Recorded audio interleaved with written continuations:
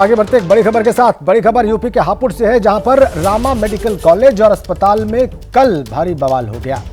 आरोप है कि इलाज ठीक नहीं होने की शिकायत पर पहुंची पुलिस से अस्पताल के डायरेक्टर ने बदसलूकी की और इसके बाद भारी संख्या में पुलिस बल अस्पताल पहुंचा।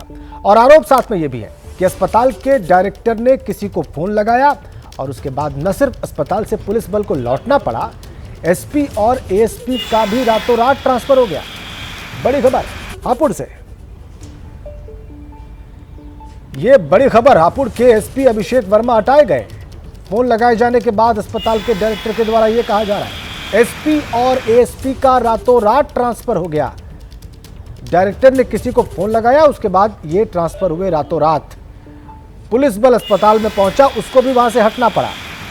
उसके पहले घटना यह हुई कि इलाज ठीक न होने की शिकायत पर पुलिस पहुंची। वहां पर डायरेक्टर ने पुलिस के साथ बदसलूकी की। भारी संख्या में पुलिस बल अस्पताल पहुंचा। आरोप है कि अस्पताल के डायरेक्टर ने फिर किसी को फोन लगाया और उसके बाद न सिर्फ अस्पताल से पुलिस बल को वापस लौटना पड़ा, बल्कि हापुड़ के एसपी और एएसपी का भी रातों रात ट्रांसफर हो गया। क्या हुआ देख लीजिए, आपकी स्क्रीन पर हमने पूरा घटनाक्रम लिखा हुआ है। एसपी और एएसपी को जिले से हटा दिया गया, रातों रात इनका ट्रांसफर कर दिया गया। आप देख लीजिए तस्वीर जो आप देख रहे हैं, वीडियो देख रहे हैं। पुलिस बल पहुंचा वहां पर और उसको वापस लौटना पड़ा। चलिए आगे बढ़ते हैं एक और बड़ी अपडेट के साथ। मरीज के रिश्तेदारों ने भी इस बात की पुष्टि की है कि पुलिस के साथ अस्पताल में बदसलूकी हुई है। मरीज के रिश्तेदारों का कहना है कि अस्पताल में इलाज के बाद महिला की तबीयत और बिगड़ गई। बार बार इलाज की समरी रिपोर्ट मांगने के बाद भी अस्पताल का प्रशासन उन्हें रिपोर्ट नहीं दे रहा था। यह बताया गया है, मरीज के रिश्तेदारों का यह कहना है कि अस्पताल में इलाज के बाद महिला की तबीयत बिगड़ी। जब समरी रिपोर्ट मांगी गई, उसके बाद अस्पताल प्रशासन ने रिपोर्ट नहीं दी। पुलिस बल जब वहां पर पहुंचा तो पुलिस बल के साथ भी बदसलूकी हुई। इस बात की पुष्टि की है मरीज के रिश्तेदारों ने। और आप देखिए, पुलिस बल वहां पर पहुंचा, उसको वापस लौटना पड़ा। डायरेक्टर ने इस अस्पताल के किसी को फोन किया, पुलिस के साथ बदसलूकी की गई। और देखिए, ये आर्म पुलिस थी। पुलिस बल के जवान हेलमेट पहने थे सुरक्षा के लिए, हाथों में लाठियां थी। पुलिस बल वहां पर पहुंचा था, लेकिन उसको वापस लौटना पड़ा। रिश्तेदार मरीज के इस बात की पुष्टि कर रहे हैं कि पुलिस के साथ अस्पताल में बदसलूकी हुई है। चौंकाने वाला और हैरान करने वाला सारा मामला हापुड़ का मामला है। मरीज के रिश्तेदारों का कहना है कि अस्पताल में इलाज के बाद महिला की तबीयत और ज्यादा बिगड़ गई। बार बार इलाज की समरी रिपोर्ट मांगने के बाद भी अस्पताल का प्रशासन उन्हें रिपोर्ट नहीं दे रहा था। पुलिस बल को बुलाया गया, लेकिन पुलिस बल को वापस लौटना पड़ गया। मालूम किया कि यहाँ का इंचार्ज कौन है, तो उन्होंने बताया कि इनका यहाँ का इंचार्ज ये है। पूछा कि जुबैदा पेशेंट आपके पास है, तो उन्होंने बोला कि हाँ है। कि सर क्या दिक्कत है इनको, तो बोला वहाँ का इंचार्ज कि तुम कौन होते हो, क्या कर लोगे तुम। तो सर ने, जो दरोगा है, उन्होंने बोला कि हम कुछ करने नहीं आए, हम इंक्वायरी करने आए बस। तो तुम कौन होते हो इंक्वायरी करने वाले, क्या कर लोगे तुम मेरा, पुलिस क्या है ये चीज़ है। तो उन्होंने पुलिस वालों को भी उल्टा सीधा बोला और मुझे ही बोला उल्टा सीधा। उसके बाद उन्होंने बोला अपने गार्ड, होम गार्ड जो होते हैं उनके सिक्योरिटी, तो उन्होंने बोला कि इनको निकालो और पुलिस वालों को कि इनको निकाल के बाहर धक्का दो। 2 बार ये बात बोली, पुलिस वालों को धक्का दिया, फिर मुझे भी बाहर निकाल के फेंक दिया। 25 जून से यहाँ पर ये एडमिट है। अभी हम जो लेकर आए थे, रीज़न ये था कि इनका नीचे का हिस्सा पूरा काम नहीं कर रहा था, तो हम लोगों ने यहाँ पर हड्डी वाले जो डिपार्टमेंट है वहाँ पर दिखाया, लेकिन उन्होंने बोला ये हमारा मामला नहीं है, ये आपको न्यूरो के वो देखेंगे, ये स्पाइन के अंदर जो कुछ है ट्यूमर है। तो इन्होंने उसको कहते हुए हमसे परमिशन लेके ऑपरेट कर दिया। अब जिस दिन से ऑपरेट करा है, आज तकरीबन 15 दिन हो, 20-21 दिन हो चुके हैं, अभी तक ब्लडिंग नहीं रुक रही है। और जब ब्लडिंग नहीं रुक रही है तो हमने लास्ट जो फ्राइडे गया है उसमें इनसे केस समरी डिटेल मांगी थी, केस समरी की पूरी। ये मेरा फंडामेंटल राइट है पूरा, केस समरी मांगना हर एक मरीज का, चाहे वो गवर्नमेंट हॉस्पिटल में हो चाहे प्राइवेट में, क्योंकि सेकंड ओपिनियन लेना होता है हमें किसी अदर डॉक्टर से, तो उसे पूरी की पूरी समरी दी जाती है, हाथ में उसको आसान होता है समझना। ये मना कर रहे थे और ये कह रहे थे आप अपने पेशेंट को डिस्चार्ज करा के ले जाइए, हम जो है नहीं। इसका मतलब इन्होंने केस बिगाड़ा हुआ है। तो मरीज के रिश्तेदार की बात आपने सुनी। हमारे तमाम सहयोगी इस बड़ी खबर पर बात करने के लिए इस वक्त हमारे साथ जुड़े हुए हैं। हापुड़ के रामा अस्पताल से जहां का मामला है, अहमद बिलाल हमारे साथ हैं। हापुड़ के एसपी कार्यालय से वरुण चौहान हमारे साथ जुड़े हुए हैं, वरुण जैन हमारे साथ जुड़े हुए, क्षमा करिए। डीजीपी ऑफिस से संजय त्रिपाठी हमारे साथ कनेक्ट है। डिप्टी सीएम केशव मौर्य के घर से अभिषेक उपाध्याय जुड़े हुए हैं और डिप्टी सीएम और स्वास्थ्य मंत्री ब्रिजेश पाठक के घर से वीरेश पांडे हमारे सहयोगी हमारे साथ जुड़े हुए हैं। लेकिन पहले जहां पर घटना हुई हापुड़ के रामा अस्पताल चलते हैं। अहमद बिलाल वहां से हमारे साथ कनेक्ट है। अहमद, पूरी बात मैंने दर्शकों को बताई है। अभी इस वक्त अस्पताल में क्या कहा जा रहा है, अस्पताल प्रशासन की ओर से, अस्पताल के डायरेक्टर की ओर से, और वहां पर क्या स्थितियां हैं?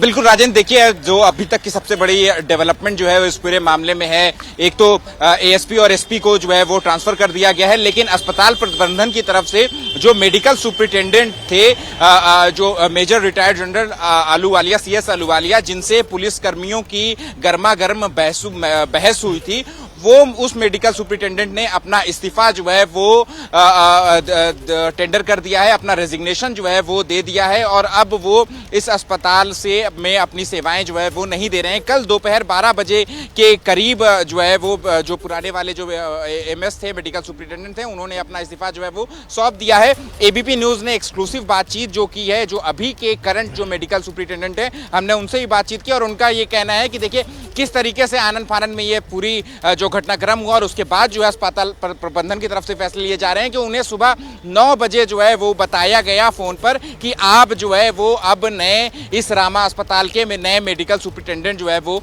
बनाए जा रहे हैं। एबीपी न्यूज ने उनसे भी बातचीत की और उनका भी साफ तौर पर यही कहना था कि ये जो सारा विवाद है इसको बेहतर तरीके से मैनेज किया जा सकता था और उन्होंने ये भी माना है कि पुराने जो मेडिकल सुपरिटेंडेंट और जो पुलिसकर्मी हैं उनके बीच में गर्मा गर्म बहसा जो है वो हुई थी और उन्होंने ये भी माना है कि पुराने मेडिकल सुपरिटेंडेंट को कहीं ना कहीं जो पुलिसकर्मी आए थे उनके साथ बैठ करके बातचीत को सुलझा लेना चाहिए था, लेकिन कहीं ना कहीं सिचुएशन जो है वो आउट ऑफ हैंड हो गई। मेडिकल सुपरिटेंडेंट की बात की है, ये सारा प्रकरण आपने दर्शकों के सामने रखा है, तो मेडिकल सुपरिटेंडेंट से जो बातचीत हुई है एबीपी न्यूज की, वो हम दर्शकों को दिखा देते हैं।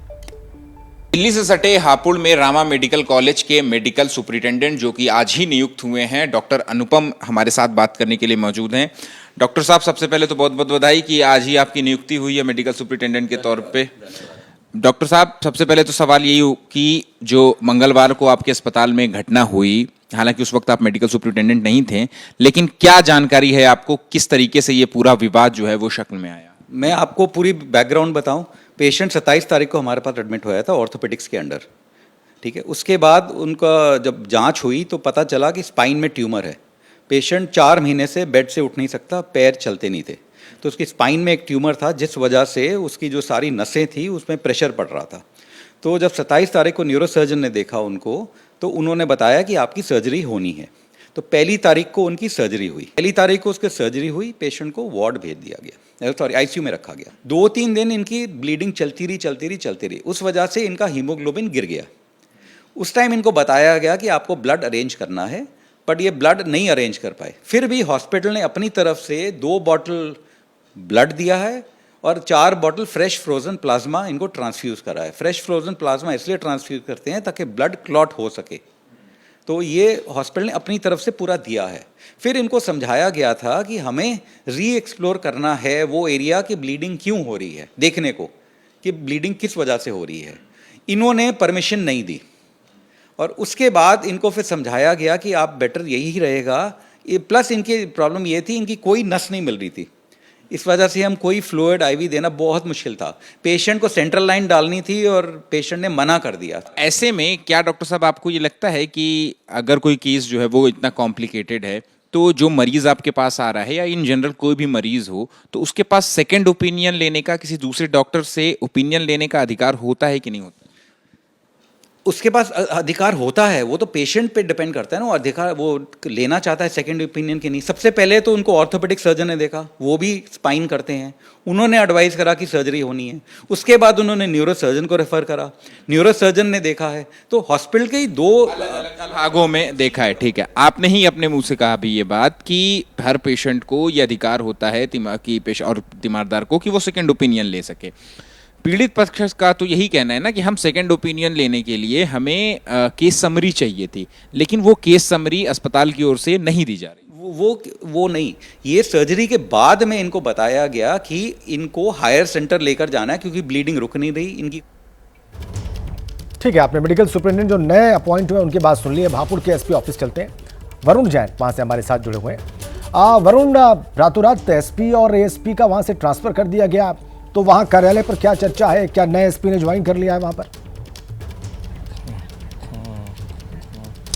देखिए, जैसे नए एमएस ने अस्पताल के अंदर ज्वाइन कर लिया है, कुछ उसी तरीके से हापुड़ के जो नए एसपी है ज्ञानंजय सिंह, उन्होंने भी अपने ऑफिस को संभाल लिया है। लेकिन यहाँ पर चर्चा इसी बात पर है कि आखिरकार जो पुराने एसपी थे अभिषेक वर्मा और जो एएसपी थे राजकुमार, उनका क्या दोष था? आखिरकार उनको क्यों हटाया गया? क्योंकि देखिए, ये बात साफ है कि अस्पताल में एक मरीज भर्ती है और उसके परिवार वाले सेकेंड ओपिनियन के लिए केस समरी चाहते हैं।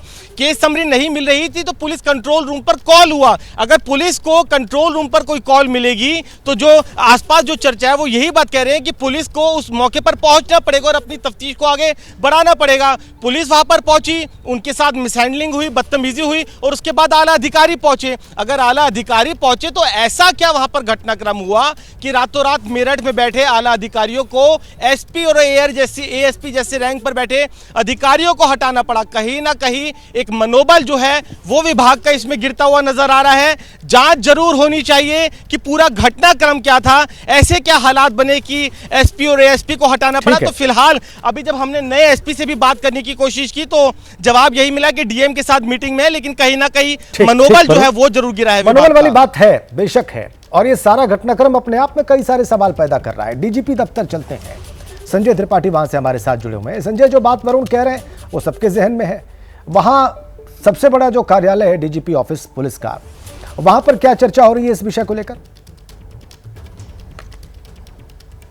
देखिए, ये पूरे घटनाक्रम में अगर आप राजेंद्र ध्यान से देखें तो सबसे पहली गलती तो अस्पताल की है। अस्पताल को मरीज जो है उसकी रिपोर्ट जो मांगी जा रही थी उसको देनी चाहिए थी, उसने नहीं दी। उसने पुलिस कंप्लेंट की, पुलिस आई तो पुलिस से अभद्रता की गई। ये निश्चित रूप से उचित नहीं हुआ है। लेकिन उसके बाद में जिस तरह से पूरा फौज फाटा अस्पताल के भीतर पहुंचा है, क्या उसकी आवश्यकता थी अस्पताल में जाने की? सैकड़ों की संख्या में पुलिसकर्मी एक अस्पताल परिसर में घूम रहे हैं इधर से उधर। आप सोचिए बाकी के पेशेंट्स के मनोबल की स्थिति क्या हो गई होगी। जहां तक बात है अभिषेक वर्मा एसपी हापुड़ की, पहले भी उनके साथ में विवाद जुड़ा है। जब हापुड़ में मामूली कहासुनी के बाद में उन्होंने वकीलों पर लाठीचार्ज कर दिया था, तो आपने देखा था किस तरह से पूरे के पूरे उत्तर प्रदेश में वकीलों की हड़ताल हुई थी। काफ़ी दिन तक ये हड़ताल चली थी, काफ़ी बवाल हुए थे अलग अलग जगहों पर, कचहरियों में। तो निर्णय की समस्या है। एसपी ने ये निर्णय कैसे लिया कि इतने सारे पुलिसकर्मी सैकड़ों की संख्या में अस्पताल परिसर के भीतर घुस गए, जैसे कि वहाँ बहुत बड़ी घटना कोई हो गई। पुलिस के साथ अभद्रता की गई है, उसके लिए तमाम प्रावधान हैं, तमाम कानूनी कार्रवाई के लिए व्यवस्था बनी हुई है। उस पर जाना चाहिए था, बजाय इसके कि पुलिस को जा करके वहाँ अपना बल प्रदर्शन करना चाहिए था। तो पहली गलती अस्पताल की थी, लेकिन कहीं ना कहीं पुलिस के आला अधिकारियों की भी ये गलती थी। पूरे मामले की जांच जो है वो आईजी जोन को दी गई है और शासन इस पूरे मसले को लेकर गंभीर है। जब ये रिपोर्ट आएगी तो इसके बाद हो सकता है और भी कुछ कार्रवाइयां हो। राजेंद्र, ठीक है संजय, आप कह रहे हैं शासन इस मामले को लेकर गंभीर है, तो शासन के पर्सपेक्टिव से भी बात करते हैं। डिप्टी सीएम केशव प्रसाद मौर्य के घर से अभिषेक उपाध्याय हमारे साथ कनेक्ट है। अभिषेक, का शासन इस मामले को लेकर गंभीर है, क्या चर्चा डिप्टी सीएम के आवास पर भी इस प्रकरण को लेकर हो रही है? देखिए, इस प्रकरण की चर्चा यूपी में हर जगह हो रही है, ब्यूरोक्रेसी में हो रही है, नौकरशाही में हो रही है और आम जनता के बीच में भी हो रही है। अभिषेक, ये जो हमारे ग्राउंड रिपोर्टर वहां से इस पर मैं बात करेंगे। एक बड़ी खबर दर्शकों को देनी है।